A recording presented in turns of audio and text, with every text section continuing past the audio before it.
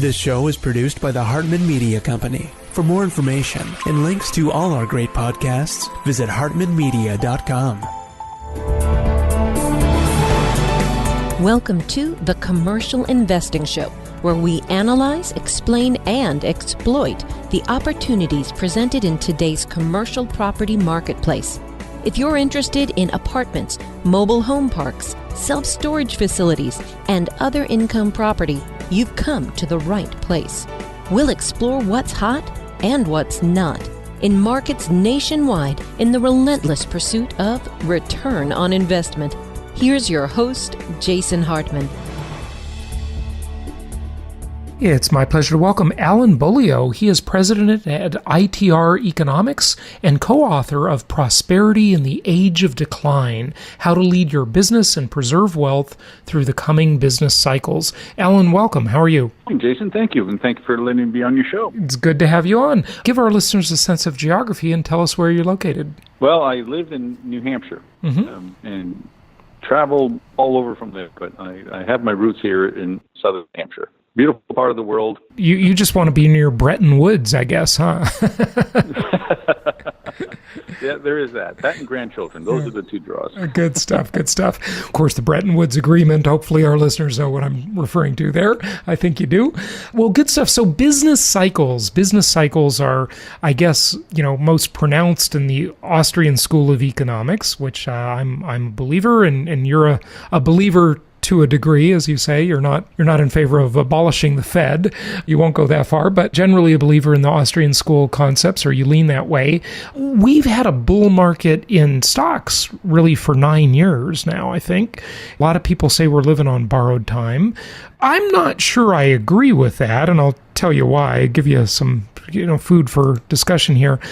So when people talk about being scared about a business cycle shift that's imminent, they say, well, we've had this bull market, for many years now, and it's time for a correction. But we were so far in a low, that was such a trough we were coming off of, that I don't know if you can really measure from there when you talk about time, but would love to get your thoughts on that and just talk to you about the premise of the book and where we're going in general. So have at it, wherever you want to take that one. All right. Well, let's start with the stock market. And I think you bring up a good point. When you're coming off of that kind of trough, it's hard to always apply the rules of normality.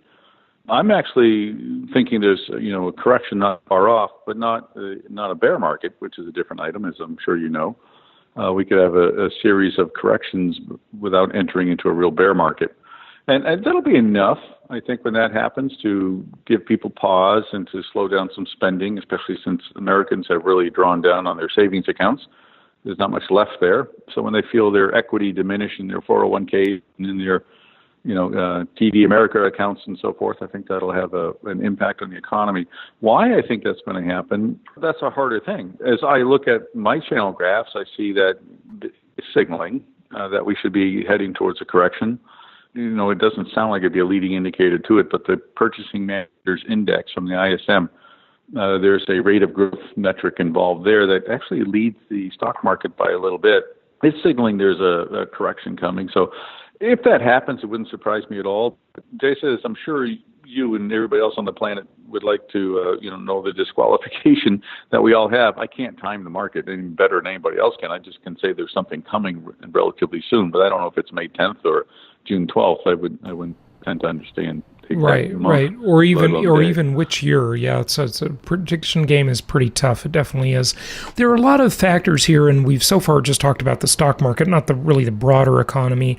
But where do you think we're going? I mean, are we in for inflationary times or deflationary times, or what's coming next? Okay. Well, we think in the near term, the global economy is just going to cool a little as we finish this year and head into 2019, especially the first half of the year. Nothing significant, just, it's been pretty hot, and it's just going to cool some, which will pull back the inflationary pressures for a little bit. But overall, I'm on board with an inflationary decade ahead as we get to the 2020s. I think labor rates are going to be supplying that. More people working will make for more consumption, which will increase the demand pull, as I'm sure you know. Mm-hmm. And then that increased demand is going to bid up price of commodities, And, all of that just spells inflationary pressures. Yeah. And with the debt of the United States, you could even expect that as interest rates rise in the future on the basis of normal inflation, we could find that the dollar weakens some, which creates more inflation. Mm-hmm.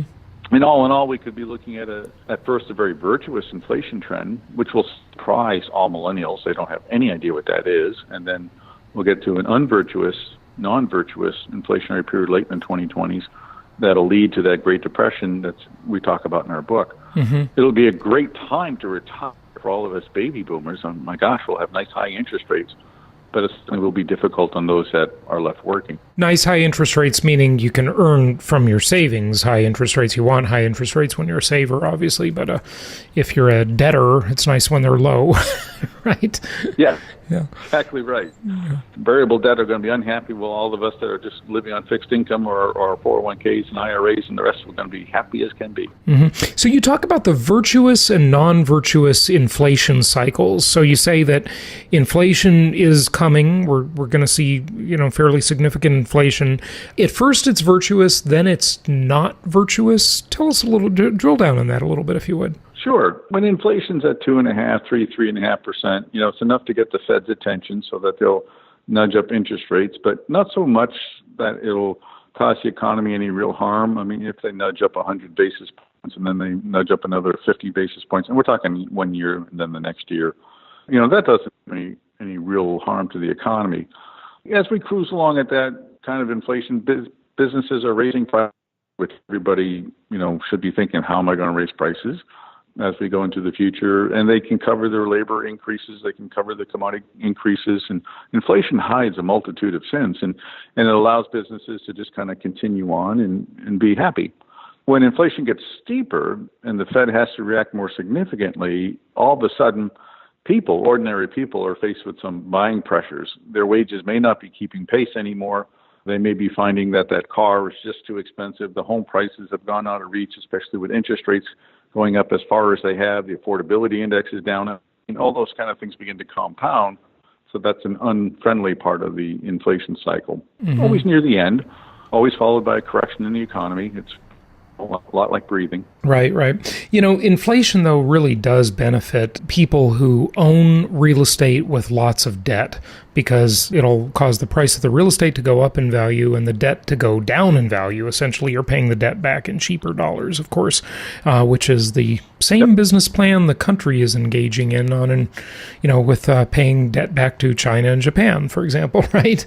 Right. And it seems like you can really kind of bank on inflation because it seems like a very good deal for governments who like to spend money, and that seems like a very good business plan for them. Would you agree? It is. They have a marked incentive for wanting some inflation just for the reasons that you said. The problem comes that's a dangerous game to play, and mm-hmm. historically I can't think of an instance where somebody inflated themselves out of debt as a nation. And the danger there is demographics. Yeah, which is the next thing I was going to ask you about, because you've got a chapter in your book about the demographics driver. Boy, demographics are a seriously important issue nowadays, because we have this I guess you've always had it, but first of all, the demographic cohorts are so much larger than they used to be. The baby boomers being such a giant cohort, and then the millennials being even slightly bigger than the baby boomers by about 4 million people. People are living longer, and the impact is wide-ranging. Retirement age is still way too low. There's just no way to pay the bills on Social Security and Medicare. You summed it up nicely. And I'll give you another fact, if I may, that right now in America, there are 40 million baby boomers drawing down on Medicare and prescription drugs. In 12 short years, just 12 years, that number goes to 70 million people. So from 40 to 70 million in 12 short years. We say now, how are we going to pay? Wow. Imagine the problem 12 years from now. Yeah, and you can bet on that, because it's as sure as the sun rising tomorrow. Those people are going to be 12 years older, and how many people. So that's from 40 million to 70 million, almost double in 12 years. Wow. Right. We can't pay today. Go ahead. Yeah. That's exactly it. And then I'm going to add in, because you brought up something else about the debt. made me think of this, Jason. Thanks for bringing it up. Japan's demographics are worse than ours. Oh, yeah. Terrible. Japan's demographics are such that their population declines every year. Japan will not exist in 50 years. It will not exist. Yes. You can't exist. You can't be a country if you don't have kids. Okay? You just can't. Yes, exactly. Yeah. So now factor in, and I'm sure you already have, you're probably, a step ahead of me here. They are the second largest foreign holder of U.S. Treasuries. Oh, yeah. As their tax base erodes and they need yen to take care of their aging population, the easiest thing to do is to sell those treasuries. So as they sell treasuries and sell treasuries to convert dollars to yen, essentially, that puts upward pressure on the United States interest rates because we have to compete now against our own treasuries in the world market. Mm-hmm. And flooding the market with any commodity automatically lowers the value. Think sinking dollar, higher inflation, higher interest rates. So Japan's demographic problems become a real financial problem in the United States because we allowed ourselves to become this huge debtor nation. Well, and Japan is the biggest debtor nation. I mean, Japan has more debt than anybody, right? Or at least any major country. It's insane the debt to GDP ratio of Japan is mind-boggling. It's so bad. But, what is Japan going to do, though? They're just going to pay higher rates and everybody's going to keep swallowing their debt? I mean, really? No, I think sooner or later they become the first domino to fall, perhaps, in that Great Depression scenario. Uh-huh. Economies can't keep going under those conditions you just described. So manufacturing begins to go offshore. They don't have a lot of natural resources. Young people they have chase opportunities elsewhere, so we end up with an island nation that's a wonderful place, great people, but can no longer support itself, and that's the end of civilizations when that happens, right? I mean, that's an over-exaggeration. Yeah, right. Gets the point across. Yeah, sure. But it's true. It is, And interestingly, Japan doesn't really have a whole bunch of assets to sell. Like, a country that's large like the U.S., if we got into trouble, we could just sell some stuff, like the ports. Maybe Dubai will buy them, that kind of idea, right? And, Greece selling some islands to get out of their mess. And it's just crazy. Well, tell us more about demographics, though. So we talked about Japan. We talked about the U.S. Of course, there's more to it in both. But, you also look at Europe. I mean, Europe is over. Russia is over. Japan is over. The U.S. is this nation of immigrants now, so it's not declining in that sense, but certainly it's a huge change in the population. What does this all mean as we have the graying of America, but then we have all these young people coming up into a rather anemic employment market overall? I mean, I know unemployment is very, very low, and that's wonderful, but it doesn't really measure underemployment. People with philosophy degrees working in food service business, that doesn't work very well, with big student loan debt especially. What are we going to do?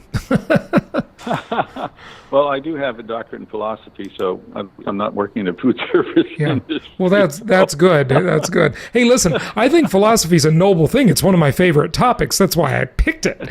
But, there's not a lot of jobs in philosophy if you're not going to be a professor, okay? So. No, you're absolutely right. I think the answer to your question is more encouraging than you might think, because wages are going up, and we have a consulting practice here at ITR Economics.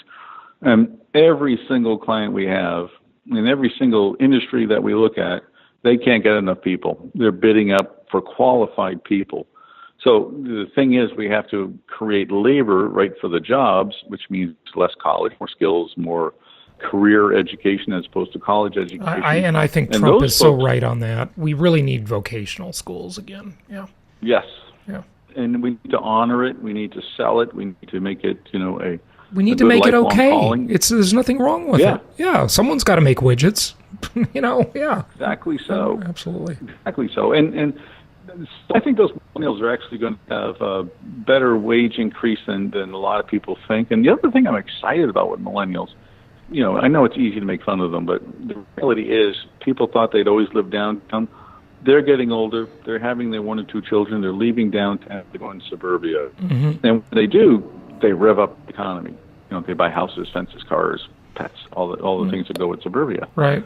And they want children more than my generation. Baby boomers wanted children. So that was a really positive thing. They're buying cars. People said, they'd never buy cars. They're the largest leasing group of automobiles in this country, and most of them are SUVs. I mean, these people are amazing. They save, they have budgets, they know what they want in life. I'm a real fan, and I think they are a secret. I agree. I think millennials are oddly frugal, and look, why wouldn't they be, right? They saw their parents get burned in the economy and the housing market during their most formative years, right? A lot of them were moving because of foreclosure, so that impacts someone, especially in your teenage years, right? Right. It's very interesting. But, interestingly, you say they're the largest group leasing cars, and about 36% of them are the buyers in the home buying market now, too. But as a ratio, now that might just be because their numbers are so large. I mean, when there's 80 million of them, they're going to impact anything because their numbers are so large. But as a percentage of their own numbers, to me, it feels like they're not buying as many homes as, say, the baby boomers, I would think, in terms of relating to their own cohort. I'm not saying overall in the marketplace. Sure. Well, Jason, I understand what you're saying, but I would ask you to look at millennials in two segments, the 30 to 35-year-olds right. versus the 25 to 30-year-olds. Yeah. They are very different people. Mm-hmm. Yeah, I agree. One group of two different people. And I don't know the number, and perhaps you can educate me, but that 30 to 35 group, I have a feeling they're much more dynamic than that statistic might indicate. Mm-hmm. That's the problem with calling millennials a millennial. It's too broad a brush, because John Burns, the real estate researcher, he spoke at our last conference, and he's been on the show too. And he said, "Look, Mark Zuckerberg's a millennial, and so's my 18-year-old daughter. They have nothing in common." So it's not a right. You talk in your book about the 5 sources of inflation. Can you tell us a little bit about that? In broad terms, we've already mentioned several of them. There's the increased wages, which is going to create inflation. There's the likelihood of the debt of the United States and the debt of China leading to some devaluation of the dollar, which creates some inflation. We think there'll be commodity inflation because of demand. Inflation also is very cyclical. I mean, it doesn't seem that way, and it can be skewed by world events. Like China brought some disinflation and deflation to the world, and so we didn't see any for a while. But through history, and our records go back to the 1400s, there are these major swings in inflation, and we're just due. So one of the major causes is the business cycle. And as Jerry Ford once said, one of my favorites, the pendulum will swing full circle. I mean, we're just due to see some inflation. Right. And millennials, again, we're back to that group, because we've been in a long, quiet period, they don't have any idea how to live in a period of inflation, even a 10-year burst. They won't understand. That's interesting. I haven't had anyone really say that before, but it's a very good point you make. A millennial doesn't really know what inflation is. Yeah, right. A Gen Xer and a baby boomer certainly do. I mean, they lived through the 70s, even if the Gen Xer was very young then. Yeah, that's quite interesting. So our job has to be to teach them. When I get an opportunity to speak to groups, if there are millennials there, and I always encourage them, go find somebody that's older than you and pretend you care about their stories, but listen to what they say about inflation. Mm-hmm. Yeah. You have to learn this. Right. Yeah. It's a must. Ask them about gas lines and waiting in line for gas for 3 hours. All this crazy stuff.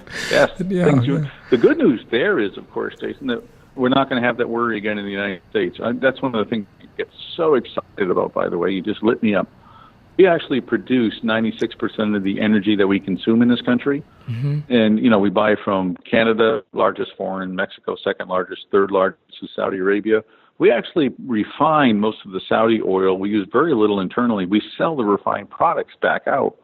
Now, we, at this point, really don't need the Middle East. Mm-hmm. And it's just a place you and I have never seen before. And because of who you are, I'm sure you know that, but maybe not everybody listening does.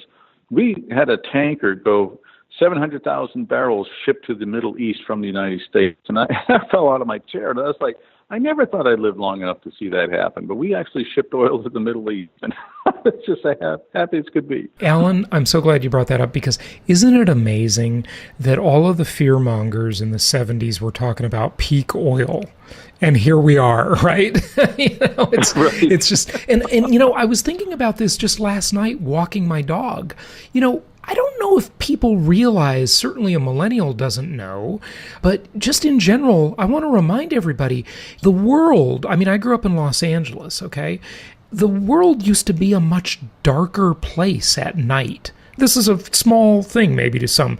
But, I remember when I was a kid, the freeways didn't, the lights were out on the freeways. And, there was just everything was about an energy shortage and conserving energy. And Jimmy Carter would say, wear a sweater and, turn your thermostat off. And, it's just funny how that's shifted. Oh, yeah. We live in such an Pacific abundant Gas and world Electric now. would have brownouts and rolling blackouts. Yeah. Oh, yeah.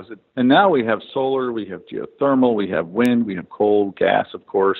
Still some coal, but, the mix is just wonderful. And I like to tell people that if you wanted a golden age, I mean, how can you look beyond this? Yeah. With all the energy we would need, stable, which attracts businesses from overseas to the United States, low-cost, stable energy base. Yeah. They come here. And it's not just wonderful. Everything you said, it's also the efficiency of the things that use the energy has increased dramatically. I mean, look at LED lights and think how significant the LED light revolution really is. With 8 watts, you now have equivalent of 100 watts of energy usage, right? But the same result. Some would argue a much better result. And so the energy efficiency of all of these items we use, I mean, it's just skyrocketed. They use so much less energy than they used to, whether it be cars or appliances or anything. It's really amazing. It's an amazing time to be alive. It really is. Yeah. Yeah, it really is. Yeah. And fractional horsepower motors have had a lot to do with that in lead construction. I mean, everything you said is absolutely true, and largely goes unappreciated, by the way. But right. Yeah. It is truly a great time to be here and a great time to be part of what's going to be coming for the next 12 years. Alan, one of the things I'm always telling my listeners is you must watch old movies and old TV shows. You just must do that, even if you don't like them, just to see how the world used to be, just to see how scarce many things used to be. You got to watch old TV and movies. You just must. It's a requirement, to just gain that's fantastic advice. I never thought of that, but you're absolutely right. And I'm not even saying that old. I'm just saying from the 70s or 80s even, and then go from there, I hate to tell you, Jason, but that is that old. Well, I'm not saying you have to watch them from the 30s or the 40s, okay? Oh. But, yeah. Well, you're right. Those would be unrecognizable, but... Yeah, that's true. Certainly, you're right, to get an appreciation of the past and where we are now. People ask me why I'm excited about where we're going. It's 3 things. It's energy, it's manufacturing in this country, and it's millennials. If you can't get excited about those, it's because you don't want to be, because the winds are favorable for us right now. And I can't quote the source. I really wish I could, but a recent study appeared in Harvard Business Review that showed that before the tariffs, so it's better now, but before the tariffs, the cost of manufacture was only 1% more than the cost of manufacture in China. 15 years ago, nobody would have believed that possible. But our efficiency gains, how can you not be excited about our future? Geez, I just get bothered when people are down on manufacturing in the country. I go, really? Where do you get your news? Well, I agree with you. And, of course, 3D printing is a giant revolution. I used to talk about that all the time. And, it hasn't impacted, it hasn't gotten into everybody's house yet, but it will. But, it's certainly being used in manufacturing and mostly in modeling and prototypes. I mean, that's gotten so much cheaper to produce prototypes now. And then, prostheses, you need an artificial hand. Here you go, 3D print it, It's truly, truly amazing. And the quality of all the products we buy are so much better than they used to be. It's just an amazing, amazing time. Got to ask you a couple questions, though. Do you have millennial children? I'm curious. I do. Okay, all right, okay. Are you a fan of, either, I don't want to necessarily just say Trump, but maybe the Trump tax plan? It sounds like you're a fan of the tariff concept, but I just want to hear what you think about that. Actually, I'm not. Okay. I'm not a fan of the tariff concept. Okay. I'm anti-dumping. Let me give you a quick answer to that. I think blanket tariffs are dangerous, and they invoke problems. And anytime you do something like a tariff, you're just inviting the law of unintended consequences to come around and bite you somewhere. And there always will. You can put tariffs on solar panels, somebody's going to lose their job. In this case, thousands of people are likely to lose their job. You're protecting others. It's just impossible to gauge all the reactions to that. So no, I'm not a fan of blanket tariffs, to be sure. Okay. And as far as the tax plan, which was your question, lots to like. there is a lot to love in there. It simplifies, shortens, and makes it more understandable. All good things, except for the fact that it's not going to create what they wanted to create. At least I don't think so. If it was to create cash, businesses were awash in cash before. They were still not spending it. And just because you give them more cash, it's like pushing on string. The Fed tried that with TARP. And then you can write it off faster, which is great, but you're still not going to part with that $500,000 for that machine X just because of that. And even if you do, you're only going to buy one. You're not going to spend $1 million because you can write off two. So I think they're overestimating the value of the tax plan. We looked at this at ITR Economics, and historically you can get a little bang for your buck for a short period of time, and then the benefit is gone. We may get that little bit, but these 10-year projections, these 7-year projections, that's just economic theory, most of which is useless. So. Yeah. Sorry for the long answer. You got me going again. You're good at getting me going, Jason. No, that's fine. I love it. I just think that always reducing taxes and reducing the size of government is just always a good thing. So I like it. I'm quite excited about the Trump tax plan. I think it's great. It's not everything I wanted, or everything anybody wanted, or even what he wanted. But I think overall it's going to be really good for the economy. And that's why I think we can, see this business cycle kind of drag out a lot longer than many expect. But, we'll see where we go. We will definitely see. Hopefully the Fed won't. Well, let's talk in a year. Yeah, right. We'll talk in a year and see what happens. How's that? Yeah, absolutely. Hopefully the Fed won't get too aggressive on those rate increases, but right now it looks like they're going to be pretty aggressive. So we shall see. Yes, it does. Mr. Powell is a different man. Yeah, he definitely is. Anything I didn't ask you or anything you just want to share as you wrap it up for the audience? And please give out your website and tell people where they can find the book and your other work. Okay, the book is available through Amazon, like every other book ever written. You can just Google the name Prosperity in the Age of Decline, or Google my name, Alan Beaulieu, and really the two Allens, and we're the economic one. It's pretty easy to find. Our address is ITREconomics.com, really simple. You're also going to find that what we push in the book and what we do when we talk to people is that it sounds terrible to say Great Depression, and it will be terrible for a lot of people, but if you're prepared, it's the best opportunity of your life. You can do more for your family, you can change your business, you can get aggressive, you can be great and philanthropical and help people, and you can be just a wonderful human being while you're making a fortune because you were prepared for what happens in the Great Depression. And you can use it for good or you can use it for greed, but the reality is it shouldn't be viewed as this zombie apocalypse. We have too much of that on TV. It's a dramatic economic change that if you're prepared for, you certainly can prosper through. Thus the title. I couldn't agree more. There's no such thing as a bad economy. There are just changing economies. And if you adapt, opportunity is everywhere. So, no question about it. Alan, this has been a fascinating discussion. Thank you so much for joining us today. Happy investing. It's been really my pleasure. And thank you, Jason. Take care of yourself. Thank you so much for listening. Please be sure to subscribe so that you don't miss any episodes. Be sure to check out the show's specific website and our general website, hartmanmedia.com, for appropriate disclaimers and terms of service. Remember that guest opinions are their own, and if you require specific legal or tax advice or advice in any other specialized area, please consult an appropriate professional. And we also very much appreciate you reviewing the show.